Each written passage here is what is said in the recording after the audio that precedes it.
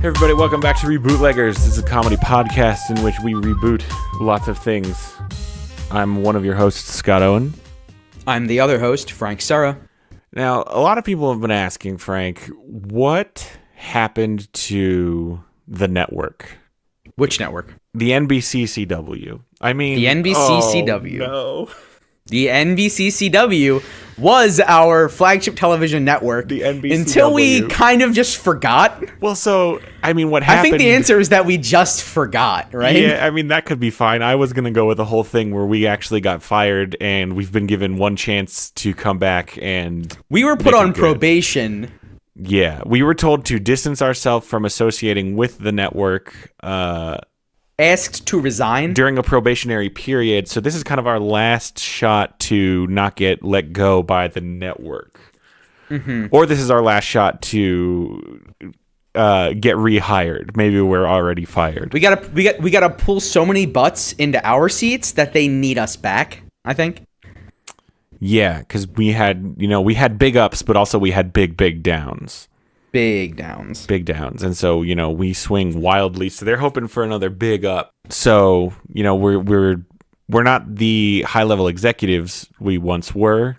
We've been reduced to, head writers. I mean, technically we're in the mailroom. If we want to get technical about it, we're never going to stop being writers, but our paychecks say mailroom. We are writing from the mailroom, but I mean, that's just... location. It's technicalities. Yeah, it's a technicality. So I think, Frank, the big... You've heard of Sherlock, yes? Who hasn't? Sherlock Holmes.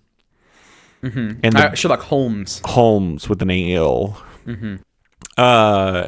Very popular modern-day interpretation of one Sherlock Holmes on the BBC. And there's also the much less popular, and I assume much less good, Elementary. Yeah, with, what's his name? It doesn't matter. Is that on CBS? It's either on CBS or, Fox. I don't know. I think it's CBS or ABC. It's got to be CBS because it's, really bad, right? Yeah, and... Coming at you hard. That's CBS. That's a modern-day Sherlock Holmes in America, I think, with Watson played by Lucy Liu. I assume her name is not John Watson. I am unsure what her name is. It is played by Lucy Liu. Her name is Joan Watson. Just easy. Okay, so... And she wasn't in any war. She's just a doctor. She wasn't in the war? She wasn't in any war. Well, okay, so this is the thing that's popular these days, is the... that one, we got modern-day Sherlock, incredibly popular. Two, interpretation of Sherlock as a socially maladjusted... high-functioning sociopath, right? Where he's basically... He's too smart to be a normal person. Your classic Rick and Morty situation. Yes, he's so smart that he's mean and doesn't understand emotions, but he actually kind of does, and that he's got mind palaces. He's got mind palaces. So here's the thing that got us bumped down to the mailroom, Scott, which is that we go too highbrow. Yeah. Our ideas are so high octane that they burn out after just a season or two. We need something that'll stretch. Yes, and so... something that could feasibly run for 10 years. 10 years, and... your CSIs, your Law and Orders. Ooh. Yeah? Yeah. And so, coming this November, I don't know that you've seen, Frank, have you heard of Poirot? I have. He's just... different Sherlock Holmes. He's basically right? different Sherlock Holmes. He's Sherlock French Holmes. Sherlock Holmes. He's Belgian. Oh, sorry. Actually. I'm sorry. He's Belgian. I'm sorry. I believe Poirot is a French name, though. It sounds French. It's spelled French. I mean, it might. I don't know. I do know that ethnically the character is Belgian. Yes. Nationality wise, and so that's getting this is a. It's basically Sherlock Holmes by way of Agatha Christie. He is in, 30 novels, 50 short stories, in a play. Like, he is... and movies probably now. Yeah, and he's... and the upcoming Murder on the Orient Express. Which I think is his... Hercule Poirot novel. Is that the first Poirot novel? I actually don't know if it's the first or not.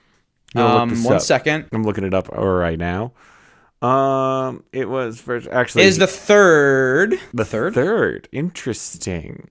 It might have been the most popular. Yeah. Okay. So here's the thing. Poirot's coming to the big screen, and this is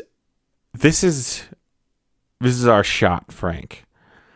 I think if we can come up with a better, so there's no stopping this movie, right? It's going to happen. We can't get anything It's going to happen. We can't get anything out before this movie. But I think what we could do is we dig our hooks into that Poirot fever. Yeah, the Hercule flu. Because he's going to blow up after this movie. Everybody's going to want to slap on a mustache and be a Belgian detective. With the bowler Sherlock hat. Holmes is out. Sherlock Holmes is out. Poirot is in.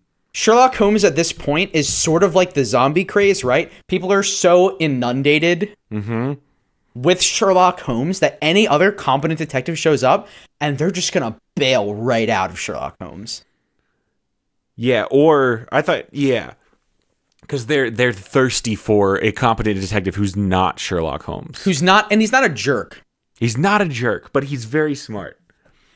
He's very smart, but he's not a dick about it. So we're bringing Poirot into a modern medium, but the setting is still, in the movie, it is still in the past, I assume. Because everyone's dressed like unless it's the trailer times. is hiding a very big reveal. It's still happening in the time period in the book of the 20s or something.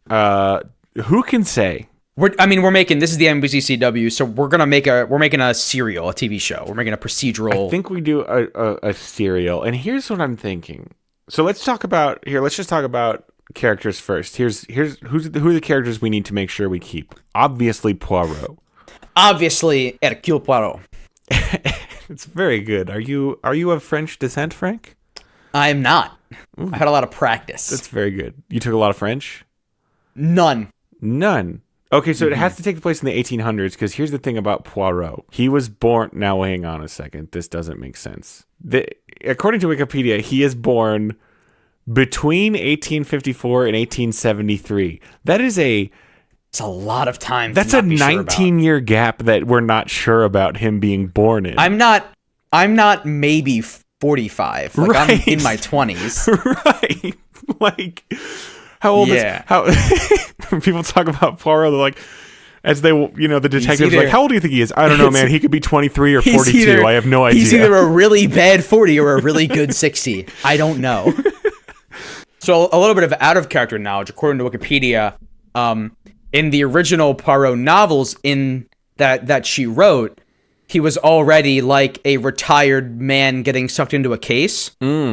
But then she kept writing novels and had to explain why he wasn't like elderly and dying. So is he the original retired super cop out fishing in the his lake cabin, and dude. Somebody comes and says, "Are you Poirot?" And he says, "Used to be." Yeah, so he served in the army and then did a bunch of stuff as a police captain, then he retired. And he basically just went fishing until he got sucked back in. Well, here's the thing. This actually works incredibly well to our favor because NBCW's trademark is young old people. I know, dude. This is very good. Let's... our whole thing is they look like they should be barely 20 years old, but they get treated like they're 34. We're going to embrace and subvert the Simpsons problem in that Poirot himself is going to be 60s.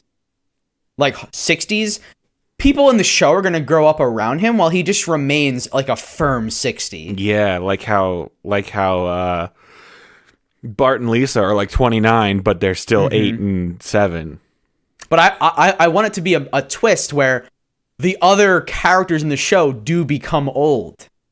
So we're planning a long haul for this. A long haul. I want this to be, 9 seasons. Your classic sitcom golden age. I love it. Okay. Now... Okay, so we've got Poirot. You got to keep Poirot. Yeah. We have genius, gentleman, man scholar. About town, retired. Retired, man about town. He no longer goes about town. About town is not a thing that he does do. No, he does not do that. But Doesn't do it. okay, so then we also have, hang on, where did my list go? Captain Arthur Hastings, a.k.a. John Watson by way of Agatha Christie. Classic sidekick. The companion chronicler, as according to Wikipedia. Former military man. He's the companion chronicler, which I guess means that he fills the role that Watson fills, where every book is supposed to be, according to Wikipedia, that's what he is called, a companion chronicler.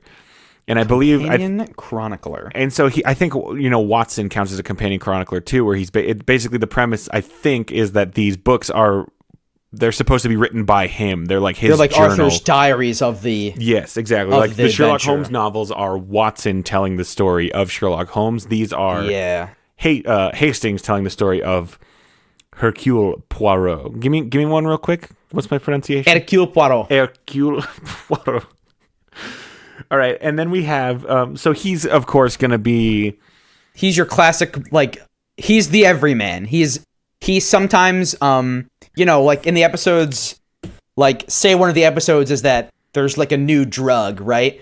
He'll accidentally put the patch on his skin and accidentally take the drug just because he bumbles into the big clues, Yeah, but he's got a good heart. Yeah, he is our audience stand-in. He's the one who's always asking, "What are you doing?" Did they call him Hercule or did they call him Poirot? I think they all called him Poirot because it was like that was his handle. His handle was just his last name. Or like Mr. Poirot. Mr. Poirot. Like Mr. Carter. Okay, and so then Miss Jackson. like much like Miss Jackson. And then we have Chief Inspector. Chief Inspector. I think Chief Inspector is like a lieutenant or something. They do have a lieutenant really chief inspector too. Anyway, his name is Inspector Japp, who is, I think he's kind of like the Lestrade. Yeah. Analog. Scotland Yard Inspector. Like Poirot will be like, "Hey, I'm working a case. What do you got?" Right. Now, distinct from Sherlock Holmes, Poirot is hired by private citizens. Like, he actually is a private investigator. He doesn't, like, the cops don't just hand him cases, which can open up a pretty interesting angle. Right. And then finally we have Miss Lemon. Tell me about Miss Lemon, Frank. Finally we have Miss Lemon. There is one more thing you're forgetting. That'd be Miss Oliver. Miss Oliver and Miss Lemon. Miss Felicity Lemon is Poirot's secretary, basically. She's the money. She like penny. keeps case notes, where like Poirot's like looking at a body and he's like like entry wounds here, here, and here, and she's just like clacking away on the stenograph on the stenograph type machine. Stethoscope. So she's basically just like an assistant, which we might be able to cut her. She doesn't do a ton. I think if we keep her, we give her a better role. A better job. Yeah, better role. Yeah. And finally, there's your you've got Mrs. Oliver. So Mrs. Oliver is herself a crime novelist. Oh. And so she doesn't like directly help with cases, but she's basically like, she's not only a novelist, but like a librarian and like researcher and stuff. And so Poirot will like ring her up on the old like operator, connect me to whatever. And she's basically like the internet over the phone for Poirot, like how many grams of potassium would kill a man, like stuff like that. Okay. Yes. More of an oracle role. Yeah. That's very good. Okay. Why would she know these things? Well, she's got all the books. She did all the research for her crime novels. Yeah. She's always like, I once wrote a book where a man got killed by potassium, and the answer is 100,000 bananas. Or one down the throat, or something like that. One choking him down the throat. Yeah. How many bananas would it take to kill a person? And she's like, well, what do you mean? Like, how many would you have to eat, or do you just want to like shove it down his throat? Yeah. She's like, well, there's a lot of schools of thoughts on that. And she pulls out this giant binder and it's just labeled banana murder. Just like killing with fruit, and she turns to bee. Fruit murders, B, banana. She's to go through. She's like, I was about to try to list other fruits that begin with B, and all I can think of is banana. Yeah, I'm stuck. Barnacles are fruits, right? No, they are not. That's an animal, They are actually.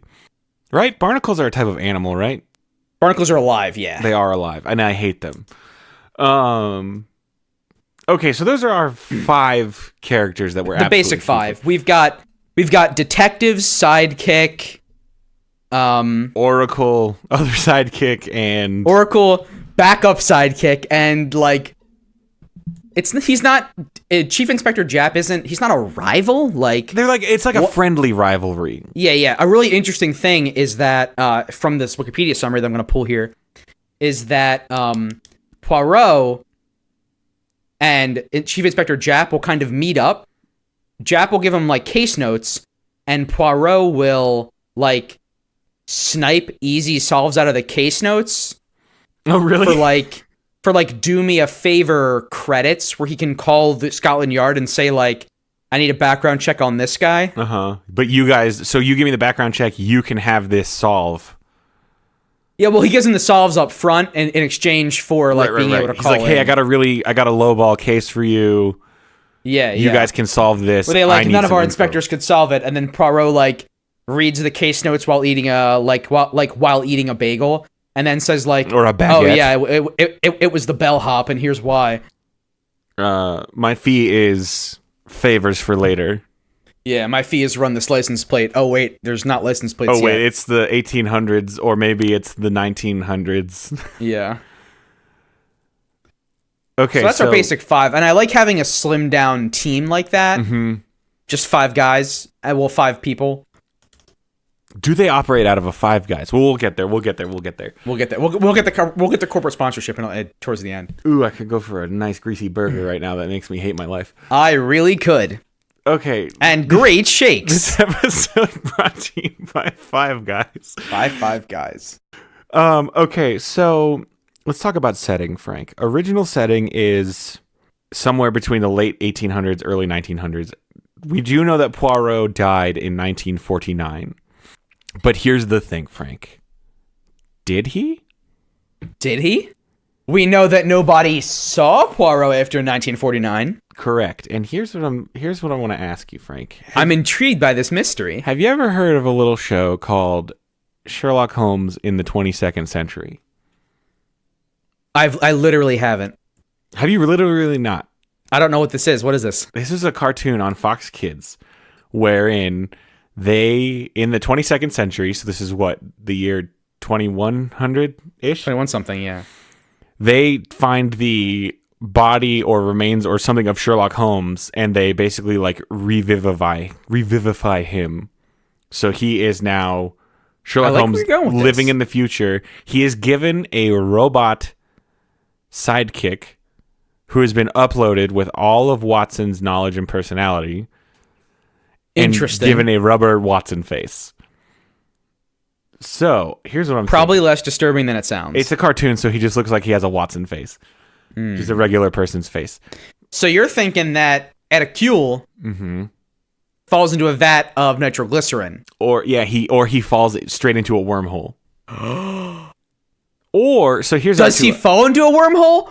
Or is there a mystery in the future that's so important and so unsolvable that they send a wormhole back?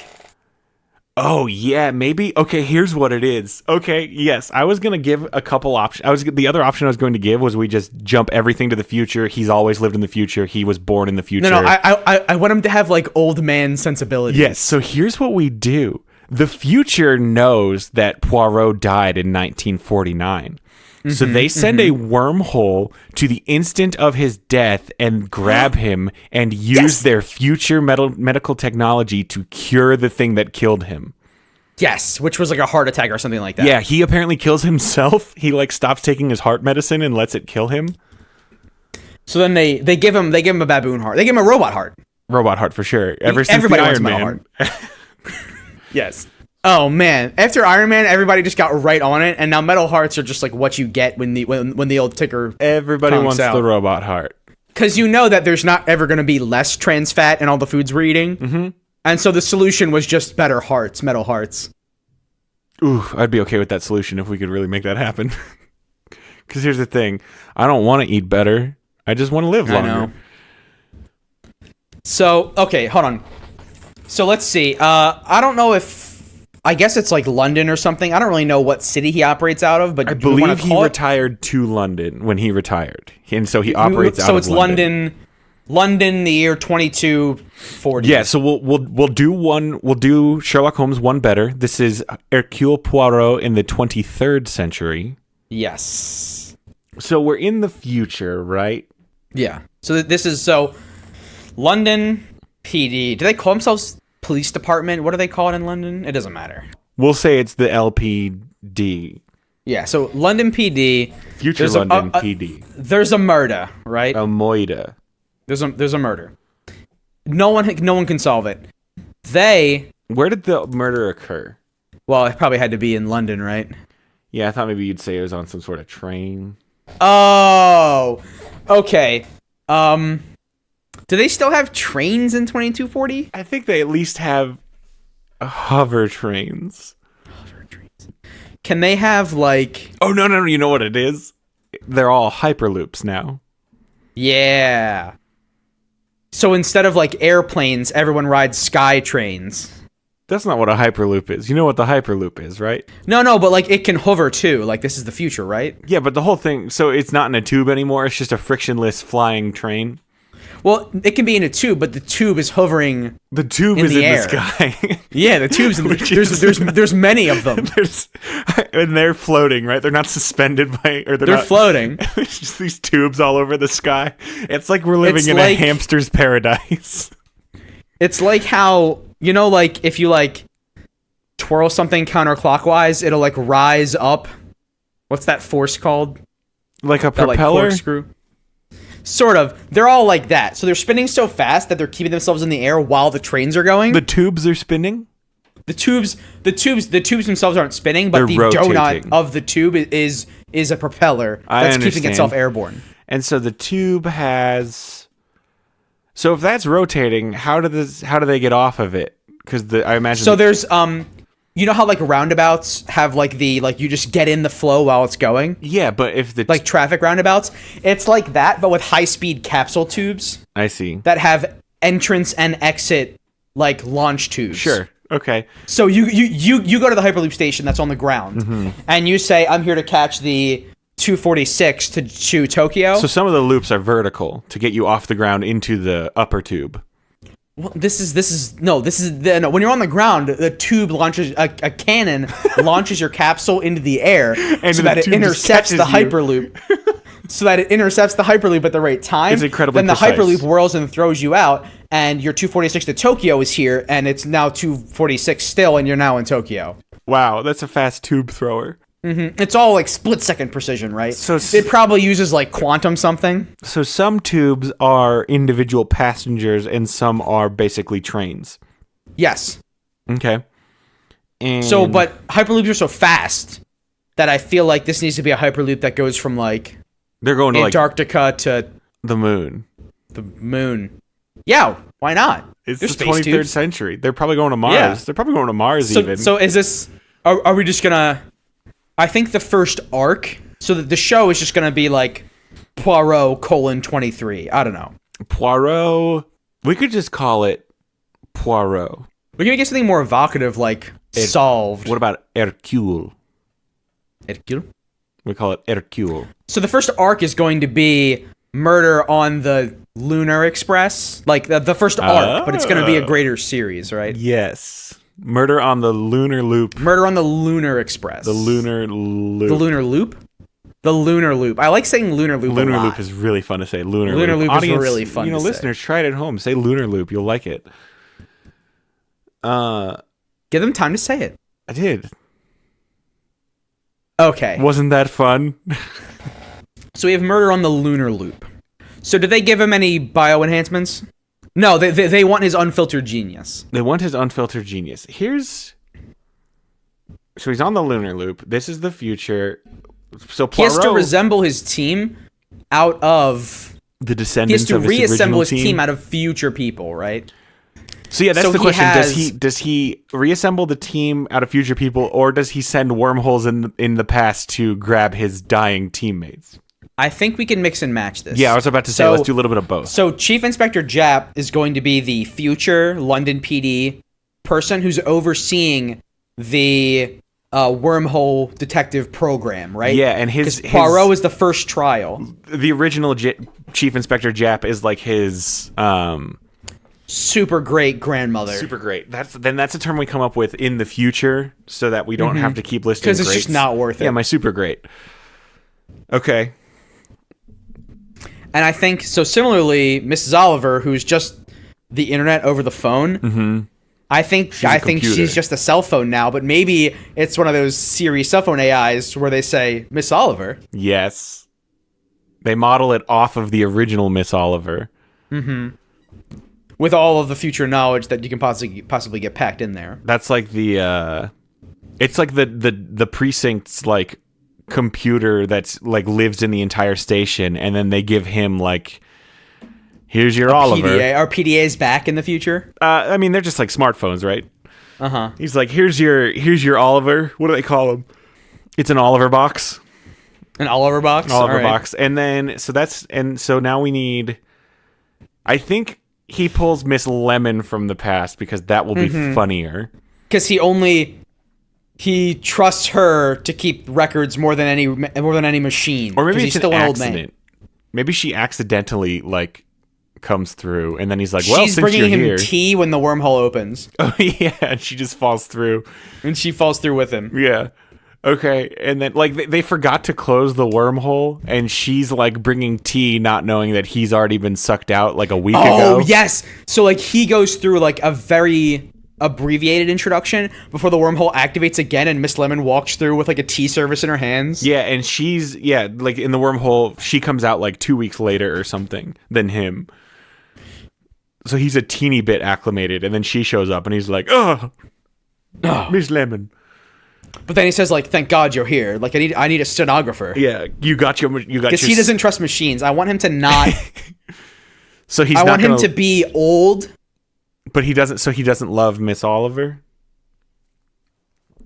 He doesn't love using the Oliver box. I think he recognizes her use, but trusts Miss Lemon more because she has a face. Okay. And then that leaves us with Captain Hastings. Captain Arthur Hastings. What's he a captain of? Former captain in the British Army. No, I'm talking about in the future. Oh, in the future. Captain Artemis. He's the case handler Hastings? that's assigned to him, who's just like a normal cop, right? Okay. And why? I like his name could be like, "My name is Arthur Hastings," and Poirot says like, "I can't tell if you're joking," and then he says like, "What? That's my name." Yeah, that's pretty good. His name just happens to be Arthur Hastings. Right. Yep. Okay. Now, this is great. Okay, so we've got our characters. I want to talk about a description that I have found of Poirot from the internet website, wikipedia.org. You know, a lot of people forget that it's .org. It is an organization. Poirot has green eyes that are repeatedly described as shining, quote, like a cat's, unquote, when he is struck by a clever idea.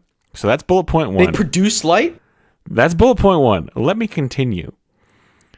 In Curtain, which is a title of a book, he admits to Hastings that he wears a wig and false mustache. The mustache is not real. It is his defining characteristic, and it is not even real. That can't. We have to have the mustache, right? I think he has it, but I think it's fake. He has it. He's got a fake one, and apparently he has cat eyes.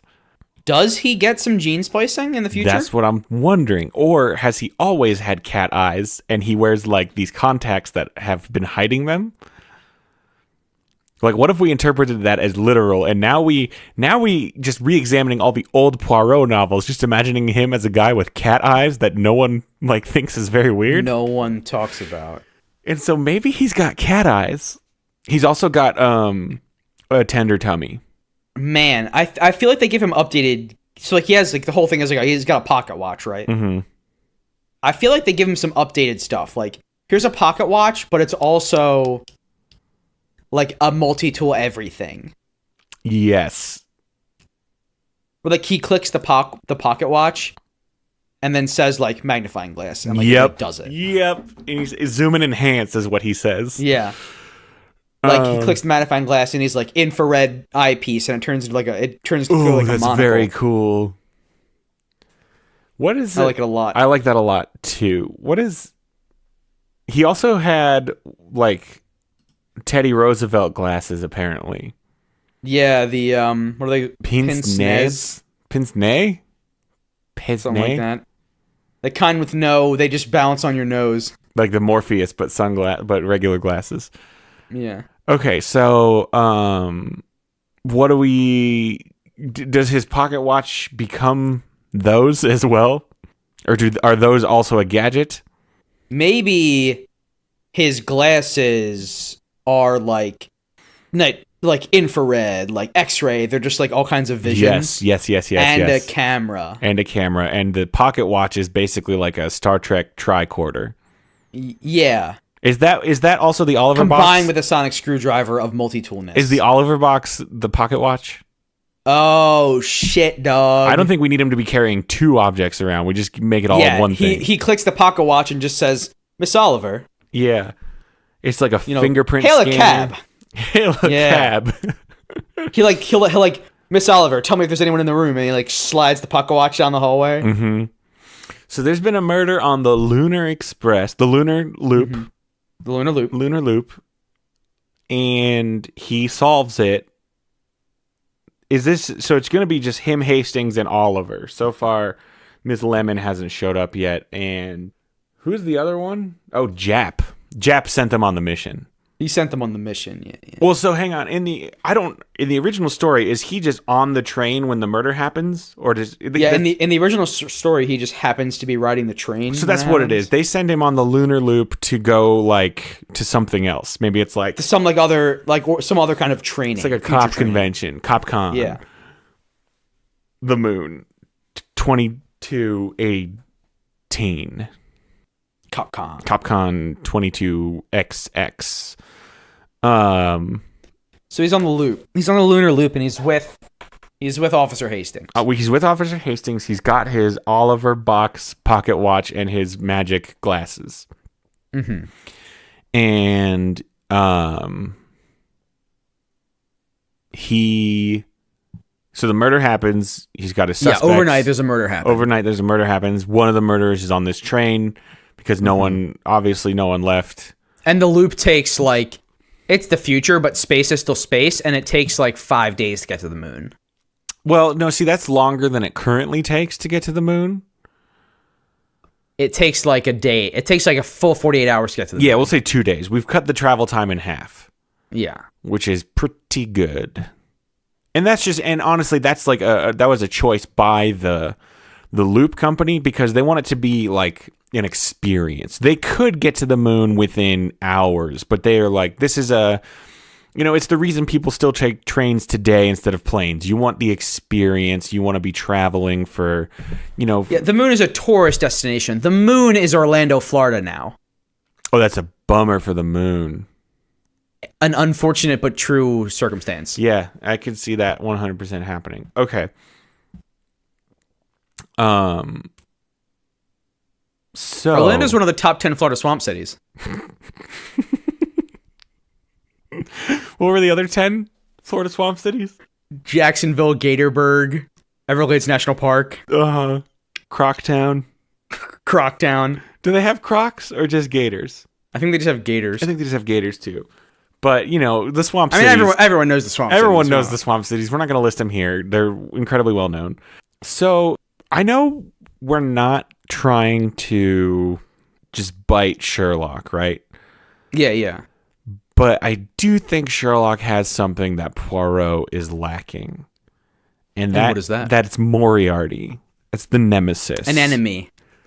Yes. Poirot does not have a nemesis.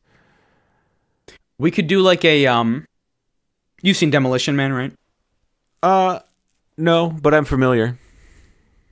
Well, so We can do a whole thing. So Poirot was brought to the future because his old-timey intellect can see things that people in the future don't, right? Mm-hmm. And so similarly, a villain from the past surfaces and begins to enact crimes with an old the mental architecture of our present, of the pre-future. Oh. And so his crimes are like inescapable. Like he doesn't use cell phones to do this and stuff like that. Mm-hmm. And so only Poirot is capable of matching him. So he's using past stuff to do future murders. Yes. They're like, we need a past man. And I think the murder on the lunar loop is the first hint of that. Yes. Poirot solves the case of the lunar loop murder by doing something without technology that typically isn't done Yep. in 2240. Yes, that's very good. Yeah. What is his name? It's got to have like a good spice to it.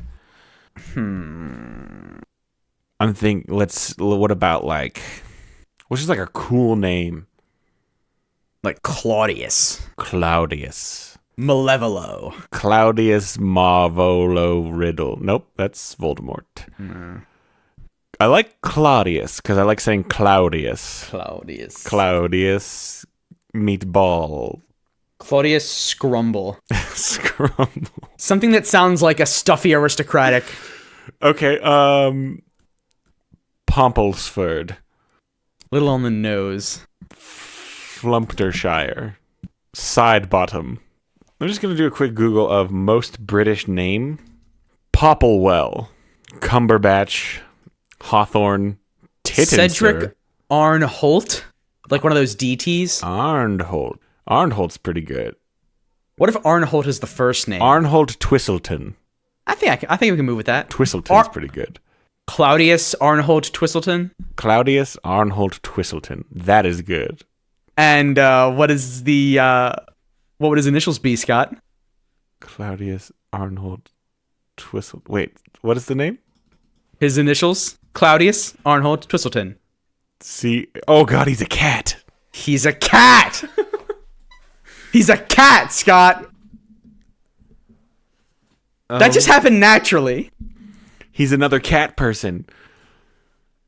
He also has cat eyes. Oh my god, the reason Poirot can see things people can't is because of the cat eyes. It's the cat eyes. He thinks it's the glasses, but it's the cat eyes. It's the cat eyes, and this other mastermind has cat eyes too. And people think that the murders, they describe them as someone having cat eyes, and he's like, "What? I didn't do it. It's not me." Oh my goodness. Like, Arthur, I was here the entire time. You were with me, Arthur, in my cat eyes. We were playing cribbage. I was teaching you how to play cribbage. Cribbage. With my cat eyes. I like this a lot. So like then they it a go, lot, too. They're going toe to toe with cat eyes, right? So like in the future, if you want to poison somebody, it's like it's like a nicotine patch of cyanide, right? Mm-hmm. But this person on this train went super old school and dropped a pill in a drink, like a physical pill And everyone's in like, a container "What?" of liquid. But of course, obviously, Claudius Arnold Twistleton, he's not on the train. He got someone else to do it. No. It's all stooges and it's all puppet master. Stooges and Patsies. Mm-hmm. Oh, that's so good. The cat eyes. And then so Cat, as he signs his murders, right? They don't know. He signs his murders Cat, leading Poirot to believe it is a woman. Oh, named for Catherine. Like a whole season. Yeah, he's like, well, of course it's a lady. Her name is Catherine. And everyone's like, well, let's hold that, buddy. Like, Yeah. Those old-time sensibilities, they're backfiring slightly on this front. Mm-hmm. And he says something about millennials. Yeah, but like, it means something different because it's now like the 23rd century. Yeah, in the future, millennials is just people that something. It's people who have been alive for 1,000 years now. Not a thing. It's people who... It's like a hockey team. It's like a future sports team. Millennials in the future are people that have gotten cybernetic implants. Yes. People keep thinking that his eyes are cybernetic implants, But and he keeps saying like, "Nah, I was born this way." But he does get a cybernetic mustache. It's not Maybelline because these are real. But cybernetic mustache, maybe? I think his real mustache gets like burned off in a fire in some episode. His real mustache, and that's been fake he the gets like entire time? knocked out, and his mustache gets burned off, and they they grow him a new one. They just give him a prosthetic. Yeah, well, like he's knocked out and they like take him into surgery and they're like, we had to give you a replacement mustache. It looks exactly like a real mustache, but if you think really hard, it it's can a do robot. some things. Yeah, but it's got like circuits. Can The mustache acts as a universal translator. I was just about to say, can his mustache like plug into computers? Oh my god, dude! Yeah, he reaches up like he's like tickling it and then pulls out a wire. Oh no, gross! I don't like. I hate that image. Like a very long. Oh wire. no, this is better. This is better. He twists the end of it and then like a micro thread comes out. Oh, I also hate that. I was thinking he can use it as a garrote, as a garrote or whatever. I was thinking he would just hold computers and stuff up to his mustache. Oh, I mean everything's wireless in the future. Oh yeah, so he just like touches it. It's like he types on it. People I think he just talks and the mustache like speech to texts. Sure. Yeah, his mustache is a gadget. Because then we get some good shots of him like yes, I got that mainframe. Yeah, well, like just zoom full, like his mouth is the entire like zoomed screen. real deep into his mouth, and he's just like access video records. And it'll do that thing where it like zooms into the mustache, and then suddenly we're like flying through circuits, and then we come out on the other side, back at HQ. And then it's like it makes like modem sounds somehow. Yep, that's very good. And then the video plays on the pocket watch. Yes. Okay. God, dude, this is really good. This is super good. Okay, so he solved that murder on the lunar loop. Learns about Cat. Season 1, we find out Cat is a dude with cat eyes named Claudius Arnold Twistleton. And then it basically just writes itself from there. Like, I think this is a very solid comeback for us in the mailroom at the NBCW. Yeah, we've got a format. This is very good. Here's an interesting fact. This is according to Wikipedia. By 1930, Agatha Christie found Poirot insufferable, and by 1960, she felt that he was a detestable, bombastic, tiresome, egocentric little creep. Yet the public loved him, and Christie refused to kill him off, claiming it was her duty to produce what the public liked.